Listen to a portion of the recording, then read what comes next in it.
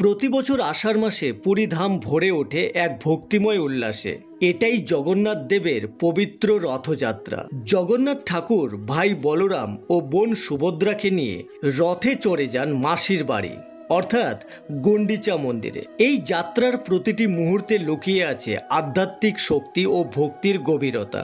বিশ্বাস করা হয় রথের দড়ি টানার মাধ্যমে পুণ্য লাভ হয়, মেলে ঈশ্বরের কৃপা।